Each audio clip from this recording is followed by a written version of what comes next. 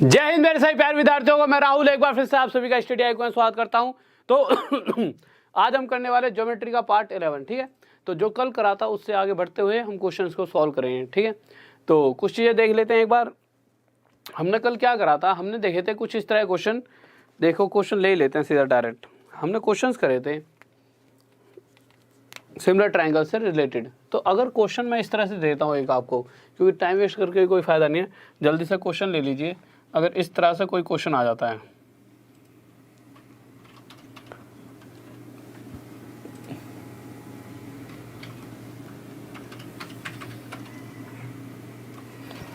और अब क्वेश्चन क्या कहेगा, धीरे धीरे समझते रहना। क्या कहेगा, ए है, ये हमारा बी है और ये हमारा सी है। अब क्वेश्चन कह रहा है कि जो ये वाली रेखा है डी ई, जो डी ई लाइन है वो पैरेलल है बी सी के। तो यहाँ पे लिख देते हैं डी ई पैरेलल है हमारे बी सी के। उसके बाद आगे उसने क्या दे रखा है, आज तो बहुत सुंदर सी दिख रही फिगर है।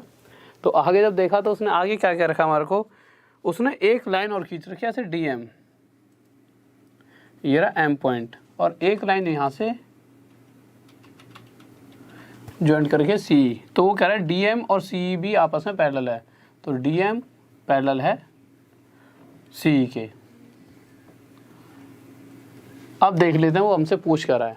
तो उसने हमसे सबसे पहले दे क्या रखा है ये देख लेते हैं। तो उसने क्वेश्चन में दे रखा है ए रेशो ई बी का रेशो दे रखा है 2:3, और वो हमसे चाहता है M A ratio E B कितना होगा। तो बताइए M A ratio E B हमारा कितना होगा। सॉरी, ये 2:3 नहीं है, ये हमारा 3:7 है। इसको 3:7 लिख लेना। ये हमें उसने 3:7 दे रखा है, और वो हमसे M A ratio E B पूछना चाहता है। तो जल्दी से एक बार इसे देखिए, फिगर बनाइए। हाँ भाई, जल्दी से एक बार देख लीजिए। हाँ भाई, एक क्लास ही लगवाऊंगा पक्का पक्का, इसी को मतलब एडवांस को और इसको जो अर्थमेटिक की चल रही है पहले एक ही क्लास लगवाऊंगा। अब कोशिश करूँगा 1 या 2 दिन से, या तो मंडे से कर दूंगा कि ना सिंपल एक ही क्लास चलो, पहले अर्थमेटिक ख़त्म कर लेते हैं। क्योंकि मुझे लग रहा है कि कुछ चीज़ें दिक्कत दे रही हैं। बच्चा क्या है कि दोनों चीज़ों में नोट्स भी ढंग से नहीं बना पा रहा, पजल हो रहा है थोड़ा सा। तो एक ही क्लास रखेंगे कंटिन्यू। उसके बाद में जब अर्थमेटिक ख़त्म हो जाए पोर्शन पूरा ढंग से, और मेरा भी माइंड फोकस में रहेगा ना कि हाँ भाई अब क्या दोनों जगह सोचना पड़ रहा है, उसमें फिर क्या फोकस होगा एक ही चीज़ पर। फिर उसके बाद टेस्ट भी हुआ करें टाइम टू टाइम सही तरीके से। भाई एक बार भाई TCS बेस्ड टेस्ट भी हो जाए करें एक दिन, एक बार डाउट क्लास भी। तो सारी चीज़ें चलते रहेंगी तो ज़्यादा चीज़ें सीखने को मिलेंगी। इसलिए अब कोशिश पूरी यही रहेगी पक्का पक्का कि आपकी एक ही क्लास को चलाया जाए। और थोड़ा सा ना चलो क्वेश्चन पे आओ, बाद में बात करते हैं। तो क्वेश्चन को जब मैंने देखा तो क्वेश्चन ने हमें क्या क्या रखा है। क्वेश्चन कह रहा है कि जो ये DE लाइन है वो इस BC के पैरेलल है। अब मुझे आप एक छोटी सी बात बताइए, अगर ये दोनों लाइनें यहाँ पर नहीं होती, ठीक है, इसे भी मैं मिटा देता हूँ और इसे भी मैं मिटा देता हूँ, तो ये जो पूरा ट्रायंगल है इसके अंदर हमें दे क्या रखा है कि AE, इस पॉइंट को बाद में लिख लेंगे, AE 3 है और EB कितना है 7। तो हमने एक बात कल सीखी थी कि कोई भी ट्रायंगल दे रखा है, जैसे मैंने कोई भी ट्रायंगल ले लिया ABC, और इसके अंदर इसके पैरेलल एक लाइन ऐसे खींच दी गई। तो जो ये लाइन है अगर इस वाली लाइन को 3:7 में बांटेगी कोई ये वाला पॉइंट, तो ये वाला पॉइंट भी किस कंडीशन में, जब ये दोनों आपस में पैरेलल हैं। पैरेलल होने पे होता क्या था, ये छोटे वाला ट्रायंगल और ये बड़े वाला ट्रायंगल आपस में सिमिलर होता था, जिस कारण से ये वाली जो लाइन है पैरेलल लाइन, इस वाली मतलब इस पूरी लाइन को अगर इस रेशो में बांट रही है तो इस पूरी लाइन को भी 3:7 में ही बांटेगी। ये चीज़ हमने कल ही सीखी थी। तो इसी तरह से अगर मैं यहाँ पर आपसे कहूँगा कि DE जो है वो पैरेलल है BC के, कहाँ से, क्योंकि क्वेश्चन में साफ साफ दे रखा है अगर ये दोनों पैरेलल हैं, तो अगर ये DE पॉइंट इस पूरी लाइन को 3:7 में बांटता है तो ये वाली लाइन भी D पॉइंट पर 3:7 में ही बटेगी। चलो इतनी सी बात तो हमने सीख ली। अब उसके बाद दूसरी बात जो हमने यहाँ से मिटा दिया था, अभी हमने क्या मिटाया था, यहाँ पर ऐसे करके एक पॉइंट M था और हमने इसे ज्वाइन कर लिया था, और ये दोनों भी आपस में क्या थे, पैरेलल। अब अगर इस वाले ट्रायंगल की बात की जाए, कौन से वाले ट्रायंगल की, अच्छा एक बात रुक जाओ, ट्रायंगल की बात करने से पहले ये दोनों रेशो में अगर मैं इसको 30 बना दूँ और इसको 70 EB को, तो क्या इसका रेशो 3:7 से कुछ अलग हो जाएगा? नहीं होगा भाई। 0 से 0 काट दो, फिर से 3:7 है कि नहीं है, ठीक है। अब हुआ क्या कि अगर मैं इस वाले ट्रायंगल को देखता हूँ, ए से लेकर सी से लेकर ई तक, इस ट्रायंगल की अगर मैं बात करूँ तो आप क्या देखोगे इसको बाद में लिख लेंगे, साइड इसे 30 इधर लिख दो, ठीक है। यहाँ फिगर ले लेता हूँ। अगर इस तरह से अगर कोई फिगर दे रखी है,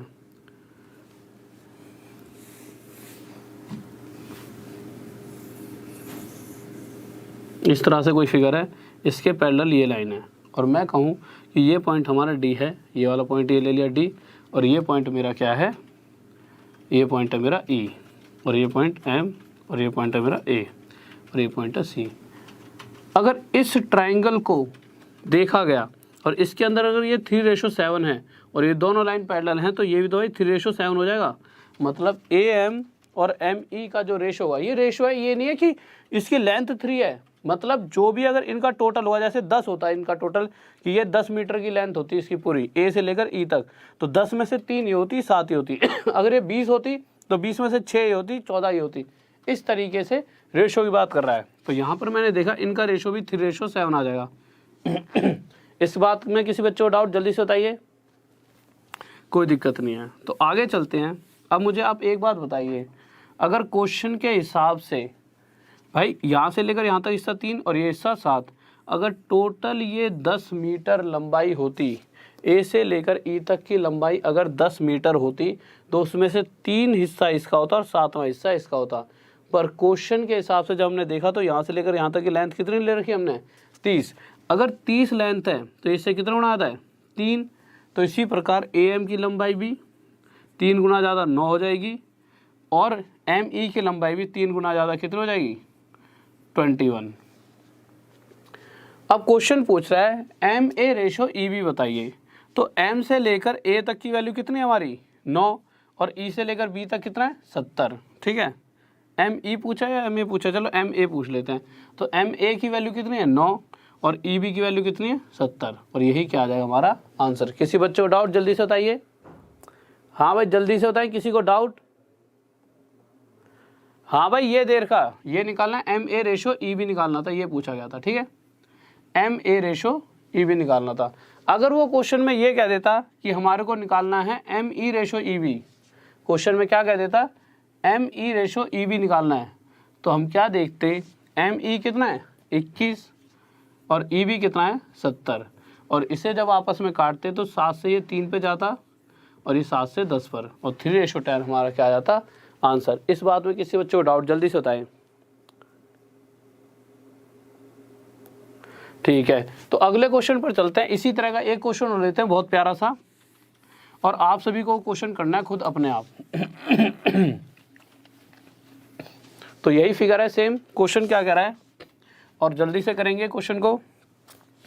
तो क्वेश्चन कह रहा है हमारा कि वही ए ई रेशो ई भी दे रखा है हमारे को 2:3, और साथ में ये वाली बातें भी इसमें क्या ही रखी हैं कि डी ई पैरेलल है, इधर लिख लेते हैं इस बार, डी ई पैरेलल है बी सी के, और ये वाला बी,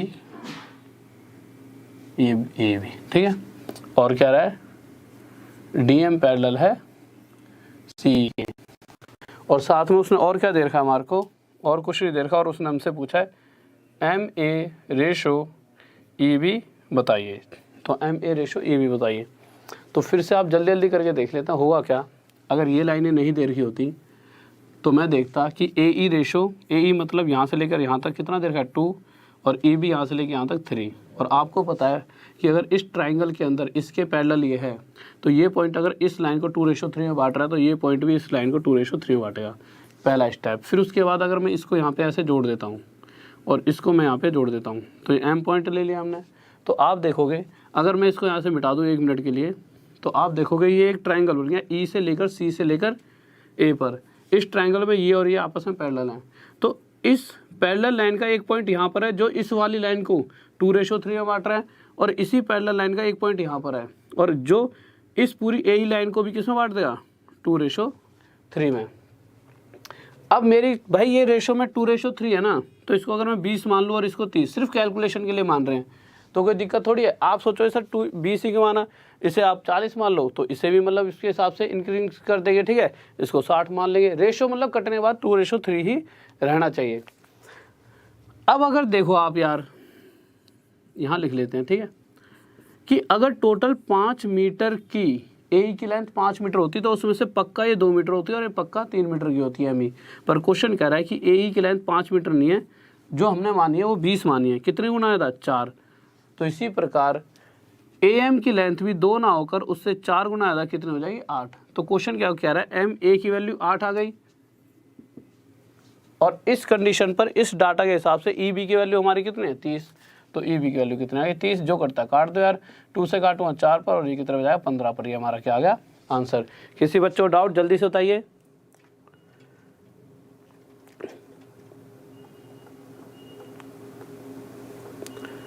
हाँ भाई जल्दी से बताइए, किसी बच्चों को डाउट। हाँ भाई देखिए, तो नेक्स्ट क्वेश्चन पर चलते हैं। बहुत ही, अब अगला क्वेश्चन लेंगे, बहुत ही प्यारा सा है।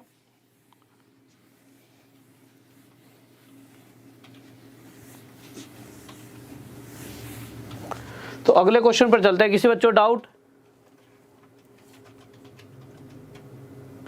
ओके बहुत बढ़िया, ठीक है। तो अब एक क्वेश्चन लेने से पहले अगला क्वेश्चन 2-3 चीज़ें देखते हैं।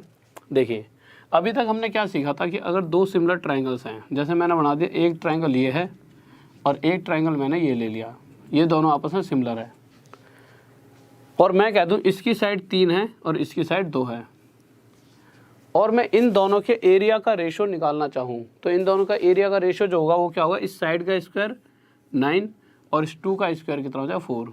तो इनके एरिया का रेशो कितना आ गया, 9:4। इसी तरह से अगर मैं क्वेश्चन दे दूं कि ये 3 नहीं है,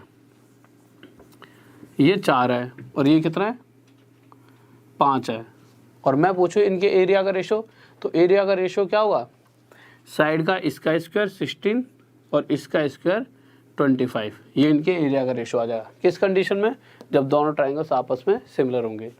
अगर क्वेश्चन में ये ना देकर ये दे दी जाए, क्वेश्चन में ये दे दिया जाए कि जो ये ट्राइंगल है इसका एरिया 36 है और इसका एरिया कितना है, 49, और ये दोनों ट्राइंगल आपस में सिमिलर है, तो इनकी साइडों का रेशो बताइए। तो साइडों का रेशो आप निकाल सकते हो कैसे भाई, अगर यहाँ से यहाँ जाने पर हम स्क्वायर कर देते तो यहाँ से यहाँ पर आने के लिए इसका क्या करना पड़ेगा, रूट। तो इसी तरह से अगर साइडों का रेशो निकालना है तो इसका रूट 6 और इसका रूट 7। इतनी सी बात में किसी बच्चों को डाउट हो तो जल्दी से बताएं, कोई दिक्कत नहीं है। अब मुझे एक बात बताइए, अगर क्वेश्चन के अंदर ऐसे दे रखा होता, अगर क्वेश्चन कह देता कि ये एक ट्राइंगल है जिसका एरिया 49 है और वो सिमिलर है इस वाले ट्राइंगल के जिसका एरिया 36 है, ठीक है, और कह देता कि इसकी साइड 42 है, ये ए बी सी है, कह देता कि बी सी की लेंथ 42 है, और वो कह देता ये डी ई एफ, तो पूछ लेता डी ई की लेंथ बताइए कितनी होगी, ठीक है, और ये दोनों आपस में सिमिलर है। तो आपको बताया साइड का रेशो क्या होता है, इसका रेशो रूट करते थे 7, इसका रूट 6। क्वेश्चन कह रहा है ये साइड 7 नहीं है, कितनी है, 42 है, 6 टाइम ज़्यादा। तो इसी तरह से ये वाली साइड भी 6 ना होकर अपने आप से 6 टाइम ज़्यादा कितनी हो जाएगी, 36, और यह क्या आ जाएगा इसका आंसर, ठीक है। किसी बच्चों को डाउट इसमें जल्दी से बताएं, ठीक है। अब देखिए इन क्वेश्चंस का हम यूज़ कहाँ करने वाले हैं, अब देखते हैं, फिर इसे मिटा देते हैं एक बार। तो देखिए क्वेश्चन पे आगे तो एक क्वेश्चन ले लेते हैं बहुत प्यारा सा, जो हाल फिलहाल में बहुत ज़्यादा पूछा जा रहा है, और अगर आप देखोगे इस क्वेश्चन को तो आप बहुत ज़्यादा ये पूछा जाता है वाला क्वेश्चन। क्वेश्चन क्या कह रहा है, क्वेश्चन कह रहा है कि कोई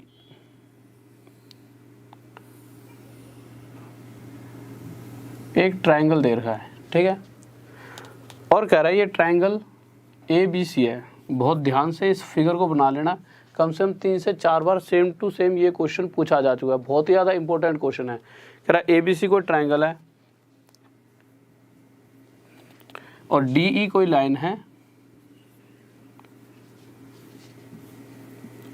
जो पैरेलल है बी सी के, ठीक है। आगे कह रहा है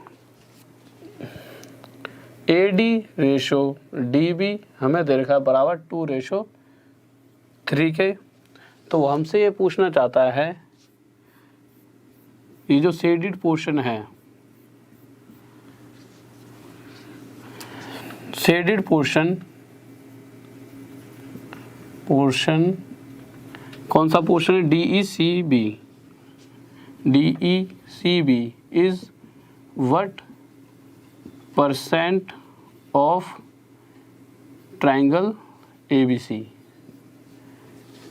या फिर इस तरह से लिख सकते हो area of shaded portion is what percent of area of triangle ABC। तो क्वेश्चन ये पूछना चाहता है ये वाला हिस्सा इस पूरे ट्राइंगल के एरिया का कितना प्रतिशत हिस्सा है। और क्वेश्चन में दे क्या रखा है? क्वेश्चन बस सिंपल सी इतनी सी बात दे रखी है, ED और DB का रेशो दे रखा है 2:3। तो अब हम इसे कैसे निकालेंगे? तो देखिए, सबसे पहली बात, DE और BC आपस में पैरेलल हैं, और जैसे ही अगर ये वाली बात हमें पता लगती है, हमें इतना तो पता लग चुका है कि पक्का ये छोटा सा ADE ट्राइंगल और ये बड़ा सा ABC ट्राइंगल आपस में सिमिलर होगा। इस वाली बात में तो कोई डाउट ही नहीं होना चाहिए, ठीक है। और अगर ये दोनों सिमिलर हैं तो पहले तो अगर DE लाइन, ये जो D पॉइंट है, अगर मैं AD और DB का रेशो देखूं, AD 2 है और DB कितना है 3, तो मुझे पता है कि अगर ये दोनों लाइन्स आपस में पैरेलल हैं और ये वाला पॉइंट अगर इस पूरी लाइन को 2:3 में बांटेगा, तो ये वाला पॉइंट भी इस पूरी लाइन को 2:3 में पक्का बांटेगा ही बांटेगा। पहली बात तो ये, बट इसकी हमें इतनी ज़रूरत भी नहीं है, ठीक है। अब दूसरी बात, अब मुझे एक बात बताइए, अगर ये वाली लाइन इसके पैरेलल है तो हम यहाँ से हमें पक्का पता लग गया कि ये जो छोटे वाला ट्राइंगल बनेगा और एक जो ये बड़े वाला ट्राइंगल बनेगा, ये दोनों 100% आपस में सिमिलर होंगे। छोटे वाले ट्राइंगल की साइड तो हमें एक पता है 2 है, बड़े वाले ट्राइंगल की साइड हमें नहीं पता, पर हमें पता है कि अगर मैं 2 के साथ 3 को जोड़ दूंगा तो बड़े वाले ट्राइंगल की साइड मुझे 1 5 मिल जाएगी। और मुझे ये भी पता है कि अगर 2 ट्राइंगल सिमिलर हैं और एक की साइड 2 है और एक की साइड 5 है, तो इनके जो एरिया का रेशो होगा वो क्या होगा? 2 का स्क्वायर इसका 4 और 5 का स्क्वायर 25। तो मैं कह सकता हूँ कि छोटे वाले ट्राइंगल का एरिया 2 का स्क्वायर 4 हो जाएगा और इस पूरे बड़े वाले ट्राइंगल का एरिया क्या हो जाएगा? 5 का स्क्वायर 25। पर हम एक चीज़ देखते हैं यहाँ पर, हमें क्या पता लग रहा है यहाँ पर कि भाई जो ये टोटल 25 एरिया है, इसमें से ऊपर वाला हिस्सा तो 4 है और जो शेडिड पोर्शन है वो कितना बच गया है? शेडिड पोर्शन बच गया है 21। अब क्वेश्चन यही तो पूछ रहा है कि इस पूरे ट्राइंगल का एरिया हमारा कितना आ गया? 25 का जो ये शेडिड पोर्शन है, शेडिड पोर्शन कितना आ गया? 21। कितना प्रतिशत है? और प्रतिशत निकालने के लिए हमें पता है क्या करते हैं? 100 की मल्टीप्लाई। और अगर मैं 25 से इस 100 को काटूँ कितने पर जाएगा? 4 पर। और इन दोनों को अगर मैं आपस में मल्टीप्लाई करूँ तो 4 से 1 पर और 4 से 2 पर। तो यहाँ से मुझे पता लगा 84% हिस्सा शेडेड पोर्शन कितना है? 84% पूरे ट्राइंगल के एरिया का। इस बात में किसी बच्चों को डाउट? बहुत बढ़िया भाई, बहुत बेहतरीन, बहुत बच्चों को आंसर भी आ गया, गजब, शाबाश। अब एक क्वेश्चन जो अभी लेने जा रहा हूँ, इसके बाद वो क्वेश्चन भी आपका बहुत बार पूछा जा चुका है। तो देखते हैं अगला क्वेश्चन क्या कह रहा है। तो अगले क्वेश्चन पर आते हैं एक बार कि हमारा अगला क्वेश्चन क्या कह रहा है, ठीक है। तो नेक्स्ट क्वेश्चन देखते हैं, नेक्स्ट क्वेश्चन क्या कह रहा है। तो अगला क्वेश्चन देखिए, अब अगले क्वेश्चन पर आए। अगले क्वेश्चन में क्या कह रहा है? फिर से एक ट्रायंगल बना दिया और ट्रायंगल फिर से वही ABC और कह रहा है DE लाइन है ये जो कि पैरेलल है BC के। और इसमें हमें क्या दे रखा है? क्वेश्चन कह रहा है कि भाई AD जो ये लाइन DE है, ठीक है, जो ये लाइन DE है वो इस पूरे एरिया को किस तरह से बांट रही है? ऊपर वाले हिस्से का एरिया 5 है और नीचे वाले हिस्से का एरिया 7 है। आप समझ पा रहे हो? ऊपर वाला जो ये ट्रायंगल ADE है, ADE area of triangle ADE हमें 5 दे रखा है और साथ में इसका एरिया जो रेशो है इनका ये, ठीक है, रेशो में लिख लीजिए, रेशो एरिया ऑफ क्वाड्रिलेटरल क्या दे रखा है हमारे को, DECB, इनका जो रेशो दे रखा वो दे रखा 5:7। और साथ में हमें ये बात भी पता है DE जो BC के पैरेलल है, DE पैरेलल है BC के। तो हमसे पूछना क्या चाहता है, तो हमसे ये पूछना चाहता है AD और DB लाइन का रेशो बताइए। वो हमसे ये पूछ रहा है कि AD और DB लाइन का रेशो बताइए। अब सबसे पहले हमारे ध्यान में आया यार कि AD लाइन 5 का रूट कर देंगे, आ गया, बट हमें इस वाली लाइन का भाई DB निकालना है। DB का लिए हम क्या करेंगे, 7 का रूट। आपके दिमाग में आया और आपने डायरेक्ट आंसर दे दिया भाई √5 ये आ गई और √7 ये आ गई। पर ये तो आंसर गलत हो जाएगा। अब ये आंसर गलत क्यों होगा, इसलिए गलत होगा, कुछ बच्चों ने ऐसा कर भी दिया और नहीं भी करा होगा, तो कुछ दिमाग से सोच रहे होंगे कि ऐसा भी कर सकते हैं, बट हम ऐसा नहीं कर सकते। क्यों नहीं कर सकते भाई, इसका रूट हम तभी कर सकते हैं, इसका रूट कर रहे हैं ठीक है, इस 7 का रूट थोड़ी करें। क्यों, 7 किसका एरिया है, इस वाले हिस्से का, नीचे वाले का। और ये वाली कंडीशन कब लगती है, जब रूट करते थे, ये तब लगती है जब दोनों ट्राइंगल्स आपस में सिमिलर हों। और जैसे मैं कह दूँ ये 36 है और ये 49, अगर ये दोनों आपस में सिमिलर हैं तब मैं क्या करूँगा, इनकी साइडों का रेशो निकालने के लिए इनका रूट करूँगा और ये 6 आ जाएगा और ये 7। क्या ये कोई एक ट्राइंगल दे रखा है, नहीं, हमें पता है एक ट्राइंगल तो ये है छोटे वाला, और एक ट्राइंगल ये पूरा बड़े वाला है ABC। और पूरा बड़े वाला ट्राइंगल ABC का अगर मैं एरिया निकालना चाहूँ तो आप साफ साफ देखोगे, इसको 5 को और 7 को अगर मैं जोड़ दूँ तो ये पूरे ट्राइंगल का मुझे एरिया मिलता है। तो 5 और 7 को जब मैंने जोड़ा तो टोटल मेरे पास आया 12। तो यहाँ से मुझे पता लग गया कि टोटल ABC का जो एरिया है वो है कितना, 12। तो अगर अब मैं रेशो निकालना चाहूँ तो मुझे पता लग गया भाई, एक छोटा सा ट्राइंगल है जिसका एरिया 5 है और एक बड़े वाला ट्राइंगल है जिसका एरिया 12 है। तो इनका रेशो क्या आ जाएगा, इसका रूट 5 और इसका रूट 12, यही तो रेशो आएगा। तो यहाँ से मुझे पता लग गया AD √5 हो जाएगी और पूरी की पूरी AB, भाई पूरा एरिया 12 है ना, तो पूरी पूरी AB हो जाएगी √12। किसी बच्चे को इसमें डाउट नहीं होना चाहिए। अब क्वेश्चन ने पूछा कि AD, तो AD तो √5 आ गया, और क्वेश्चन आगे पूछ रहा है DB। अब यार DB तो हमें पता ही नहीं है, पर हम साफ साफ देख सकते हैं कि अगर यहाँ से लेकर यहाँ तक की लेंथ √12 है और इस √12 में से अगर मैं √5 हटा दूँ, भाई ये वाला ऊपर वाला हिस्सा हटा दूँ, तो मुझे ये मिल जाएगा। तो मुझे पता लगा DB की लेंथ क्या है, √12 माइनस √5, और ये मेरा AD रेशो DB आ गया। इस बात में किसी बच्चे को डाउट, जल्दी से बताइए। हाँ भाई जल्दी से बताइए, इस वाले चीज़ में किसी बच्चे को डाउट। AD आ गया √5, रेशो √12 माइनस √5, इस चीज़ को उतार लीजिए, ठीक है, स्क्रीनशॉट ले लें। फिर अगले क्वेश्चन पर चलते हैं। अब इसी तरह से एक क्वेश्चन और पूछा गया था। क्वेश्चन क्या पूछा गया था देखते हैं एक बार। क्वेश्चन इस तरह से पूछा था, इसको मिटा देते हैं एक बार। इस बार क्वेश्चन में ना ये दे दिया था, क्वेश्चन दे दिया था फिर से यही कि A,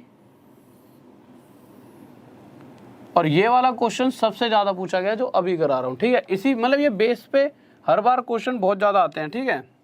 अगर आप देखोगे मतलब प्रीवियस ईयर का भी क्वेश्चंस लगाओगे तो आपको पता लगेगा ये क्वेश्चंस बहुत बार देखे जा चुके हैं। कहते हैं फिर से BC के पैरेलल एक लाइन है DE, और जो DE लाइन है ना वो इस पूरे ट्रायंगल के एरिया को 2 बराबर हिस्सों में बांटती है। DE divides area of triangle ABC in 2 equal parts. ये क्वेश्चन में लिखा हुआ, ठीक है। इसको इस बार मिटा देते हैं। और उसके बाद वो हमसे फिर से वही बात पूछेगा कि AD और DB का रेशो बताइए, कि AD रेशो DB बताइए कितना होगा। तो अब आप क्या देखोगे, आप देखोगे कि ये जो DE लाइन है इस पूरे ट्रायंगल को 2 भागों में बांट रही है, बराबर बराबर। 2 भागों में बांटने का मतलब क्या है कि ये ऊपर वाला हिस्सा अगर मैं कह दूं 4 है तो नीचे वाला हिस्सा भी 4, अगर मैं कहूँ ऊपर वाला हिस्सा 1 है तो नीचे वाला हिस्सा भी 1। और वैसे भी कुछ भी मान लो, दोनों को काटने बाद तो रेशो तो 1:1 ही बनेगा। अब मुझे एक बात बताइए छोटी सी, फिर से अगर मैं चाहूँ कि भाई मुझे ये भी पता है कि अगर ये DE लाइन BC के पैरेलल है तो ये बड़े वाला ट्रायंगल और ये जो छोटे वाले ट्रायंगल है दोनों सिमिलर हैं, और अगर दोनों का मुझे एरिया पता लग जाए तो दोनों की ट्रायंगल का रेशो निकाल सकता हूँ, मतलब दोनों की साइड्स का रेशो। अब बड़े छोटे वाले का तो मुझे 1 पता है, बड़े वाला कितना हो जाएगा 1 और 1, बड़े वाले का हो जाएगा 2। तो छोटे वाले की साइड क्या हो जाएगी 1 का रूट और बड़े वाले की 2 का रूट √2। √1 का मतलब क्या होता है 1 होता है। तो AD की वैल्यू मुझे पता लग गई कितनी आ जाएगी 1। और अगर मैं DB की वैल्यू निकालना चाहूँ D से लेकर B तक की वैल्यू, तो वो क्या हो जाएगी इस पूरी रूट में से 1 को माइनस कर दूंगा। भाई ये √1 मतलब 1 ही तो हो गया। तो अगर मैं इस पूरी लाइन में से इस ऊपर वाले हिस्से को माइनस करता हूँ तो मुझे DB तो मिलेगा √2 - 1। तो मुझे DB मिल गया √2 - 1 और यह मेरा क्या हो गया रेशो। इस वाली बात में किसी बच्चों डाउट जल्दी से बताइए। हाँ भाई बहुत बढ़िया भाई, बहुत बढ़िया, बेहतरीन, शाबाश। तो ओके स्टूडेंट्स, तो आप एक बार मुझे ये बात और बता दीजिए आगे बढ़ने से पहले कि क्या मैं ऐसा कर लूँ मैं जो चाह रहा हूँ। ठीक है, आप सभी से भी राय, क्योंकि आप जो मैक्सिमम बच्चे ऐसे हैं जो एडवांस मैथ पढ़ने आते हैं, तो मैं आप सभी से बस इतना पूछना चाहता हूँ कि मैं सोच रहा हूँ कि एक ही क्लास करूँ, पहले अर्थमेटिक को क्लियर कराया जाए। ठीक है, अर्थमेटिक वाला पोर्शन क्लियर कराता हूँ मैं आपका। उससे क्या होगा कि एक चीज़ एक टाइम पर चलेगी तो आपके नोट्स भी अच्छे बन पाएंगे और क्लास भी 1 से 1.5 घंटे की हो जाएगी। 1 घंटे की तो नहीं, पूरी 1.5 घंटे की रखूँगा पक्का फिर। ठीक है, जो बीच में 10-15 मिनट का दोनों क्लासों के बीच का गैप जाता है वो भी बच जाएगा, सीधी लास्ट तक क्लास भी चलेगी और ये कोर्स भी जल्दी से ख़त्म हो पाएगा आपका। नहीं तो एग्ज़ाम तक कोर्स शायद ना खिंच पाए। ठीक है, तो कोशिश करते हैं ऐसा कर देते हैं, पहले अर्थमेटिक चला लेते हैं, फिर उसके बाद एडवांस की क्लासेस भी खींच देंगे। ठीक है, तो एक बार आप बता दीजिए। और साथ में हर सैटरडे को TCS बेस्ड जितने भी TCS ने एग्ज़ाम लिए हैं तो TCS बेस्ड एक टेस्ट ले लिया करेंगे और साथ में संडे को फिर आपके डाउट। तो जल्दी से बताइए, अगर इस तरह से करना हो, पहले एक बार अर्थमेटिक को ख़त्म करा दूं तो जल्दी से आपका जवाब सबसे ज़रूरी है, आपके ही उससे, क्योंकि मैं समझ पाऊँगा कि आप क्या चाहते हो। हाँ भाई जल्दी से बताइए, जल्दी से बताएं। देखिए ऐसे तो सब जवाब नहीं दे रहे, तो फिर इस तरह से मैं कैसे समझ पाऊंगा कि क्या बच्चा क्या चाहता है। तो जल्दी से बताएं।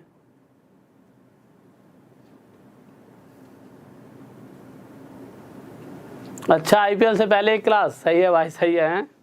सही कह रहे हो।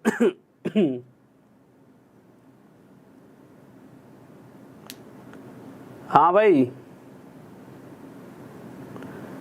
एडवांस पहले अर्थमेटिक, ओके अर्थमेटिक, ठीक है। तो ओके चलो मैं पढ़ लूँगा आपके कमेंट्स बाद में। ठीक है, तो अगर किसी बच्चे को दिक्कत बनती है, वैसे अब कल से आपकी PDF लिंक में नीचे मिल जाएगी रही, बट फिर भी अगर किसी बच्चे को दिक्कत आती है PDF या फिर प्लेलिस्ट को ढूंढने में, जैसे बहुत से बच्चे हैं कहते हैं सर जी प्लेलिस्ट नहीं मिल रही, वीडियोस नहीं मिल रही, तो आप राहुल देसवाल स्टडी IQ अगर टेलीग्राम पर डालोगे, ठीक है, राहुल देसवाल स्टडी IQ, तो वहाँ पर मैं मिल जाऊँगा आपको। राहुल देसवाल स्टडी IQ से टेलीग्राम पर वो है, मतलब टेलीग्राम है मेरा, उसमें जाओगे तो उसमें डेली आप प्लेलिस्ट से जो भी, जैसे आज 2 वीडियो कराई तो वो डाल दिया करो, पूरी वीडियो प्लेलिस्ट के हिसाब से वहाँ पे डाल दिया करो, जिससे आपको वो चीज़ें मिल जाएँ। जिसको भी जो चीज़ चाहिए होगी वो मैं वहीं पे आपको उसी टाइम प्रोवाइड करा दूँगा, PDF भी यहीं पे प्रोवाइड करा दूँगा। साथ में आपको कल से एक लिंक भी मिलेगा, कल या परसों से मिलने लग जाएगा वीडियोज़ के नीचे ही। और इसका भी जो लिंक है आपका टेलीग्राम का, वो भी आपको नीचे मिल जाएगा, जो कमेंट होता है ना उसमें पिन कर दिया जाएगा। यही मेरी फेसबुक ID है, अगर आप मुझे फेसबुक पे फॉलो करना चाहते हो तो आप इस पर जुड़ सकते हो, राहुल देसवाल स्टडी IQ पर। टेलीग्राम भी यही है, और अगर आप, और क्या होता है, इंस्टाग्राम होता है, तो इंस्टाग्राम पर भी यही ID है। ठीक है, मैं ज़्यादा चलाता नहीं हूँ बट आजकल मैंने बना लिया। ठीक है, राहुल देसवाल स्टडी IQ। तो ओके स्टूडेंट्स, तो फिर आज की क्लास करवा दो, बट कन्फ्यूज़न होता है, समझ नहीं। ओके ठीक है, तो कोशिश करेंगे आज कमेंट पढ़ के उसी हिसाब से कि एक क्लास रखने की 2, जैसी भी होगी आपको साथ देना पड़ेगा। अगर मैं एक क्लास भी कराऊँ तो बहुत सोच समझ के उसमें भी आपका फ़ायदा होगा। ऐसा मत कर देना कि सर जी एक क्यों कर दी। तो प्लीज़ जो मैं करूँगा उसका साथ देना, क्योंकि मैं जो भी चीज़ सोच रहा हूँ वो भी बहुत ज़्यादा सोच कर ही आपके लिए फ़ायदे के लिए कर रहा हूँ, कि आपके पेपर पॉइंट ऑफ व्यू से। ठीक है स्टूडेंट्स, तो ओके, तो फिर बस आप यहाँ पे मुझे फॉलो करें और साथ में जागते ही शेयर कर देना और लाइक भी कर दो यार। जितने स्टूडेंट्स बैठे हो कम से कम इतने लाइक तो बनते ही हैं। और लास्ट में जय हिंद, जय भारत, लव यू सभी को।